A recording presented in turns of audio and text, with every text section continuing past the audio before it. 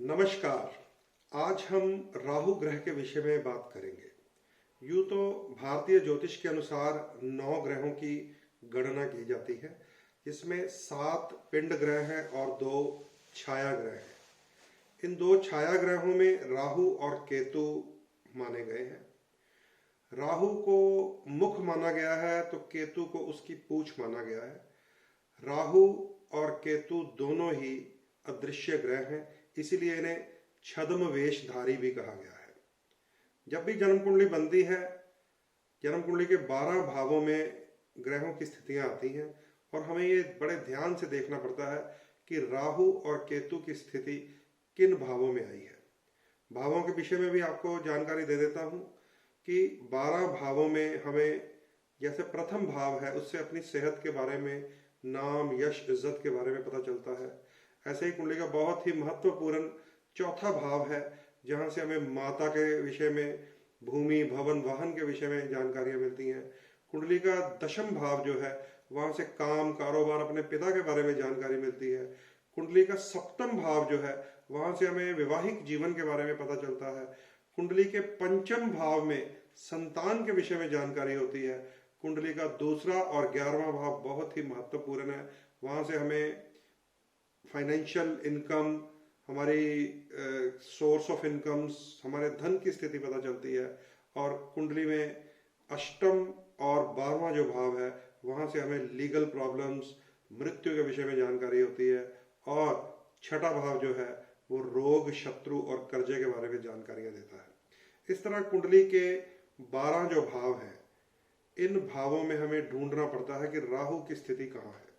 ऐसे ही कुंडली का एक बहुत ही महत्वपूर्ण भाव है नवम स्थान, जिसको भाग्य का स्थान कहा गया है। इन सभी स्थानों में राहु ग्रह की स्थिति हमें ये जानकारी दे देगी कि अब इस जीवन में हमारे लिए संघर्ष की स्थिति कहाँ बनने वाली है।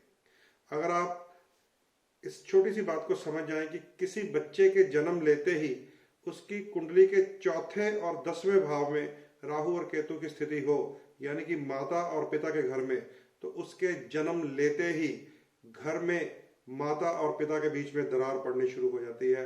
घर की खुशियों का जाना, राहु और केतु चौथे और 10वें घर में आ जाए तो ऐसा हो जाता है। तो ऐसे ही अलग अलग भावों में राहु की क्या स्थिति है, हम इसके ऊपर आपके साथ बात करेंगे। कितनी देर?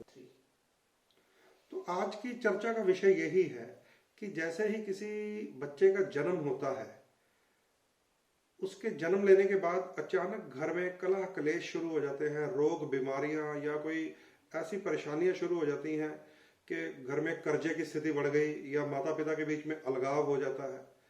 तो मैं यहाँ बहुत ही स्पष्ट एक आपको महत्वपूर्ण तथ्य बताना चाहता हूँ कि ये हम किसी जीव के साथ नहीं जोड़ सकते कि उसके आने के कारण ऐसा हो गया। ये सब माता पिता के कर्मों का भी फल होता है कि उनके घर में भी वही संतान आएगी जो उन्होंने अपने अच्छे या बुरे कर्मों के कारण अपना फल निर्धारित कर लिया हो। तो अच्छे कर्म का फल हमेशा अच्छा ही मिलता है, लेकिन कहीं भी जाने अनजाने में किए गए पाप का फल भी ऐसा होता है कि हमारी जो आने वाली संतान है, उसकी कुंडली में राहु और केतु की स्थिति माता और पिता के भावों में, यानी कि चौथे और 10वें भावों में आ जाती है। अब बड़ी बात यह है कि मान लीजिए किसी बालक का जन्म हुआ, कुंडली के माता और पिता के घर में राहु और केतु की स्थिति आ गई और ज्योतिषी ने आपको बता दिया कि भाई इस बालक के आने के बाद आपके जीवन में दिक्कत, परेशानियां, रोग, शत्रु, कर्जे, लीगल प्रॉब्लम्स बढ़ जाएंगी। तो वहां पर लोग घबरा जाते हैं और अपने ही बच्चे की तरफ उंगली उठाने लग जाते हैं कि जब से ये आया है हमारे घर में परेशानियां बढ़ गई हैं।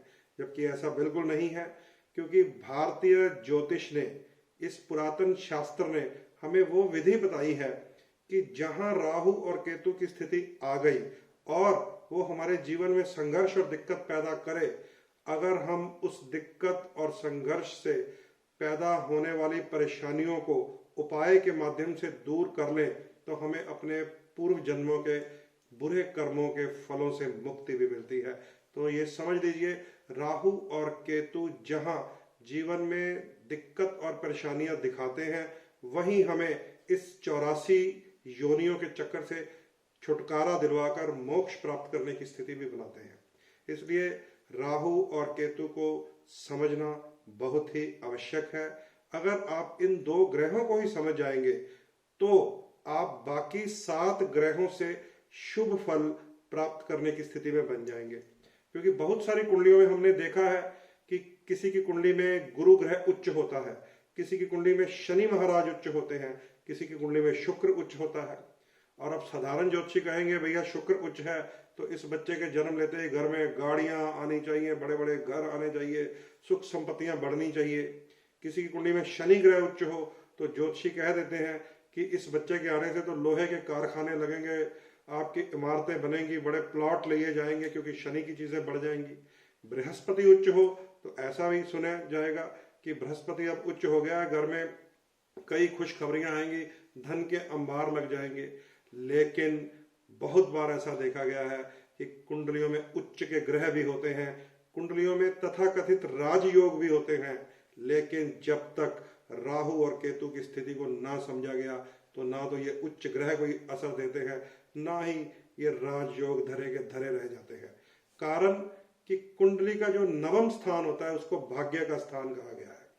अगर भाग्य स्थान में ही राहु ने काला धब्बा लगा दिया तो ये जितने मर्जी राजयोग हो कुंडली में, भाग्य ही अगर मंदा हो तो राजयोग भी अपना शुभ प्रभाव नहीं देते। तो आइए आज हम राहु के विषय में अलग अलग भावों के अनुसार चर्चा करते हैं।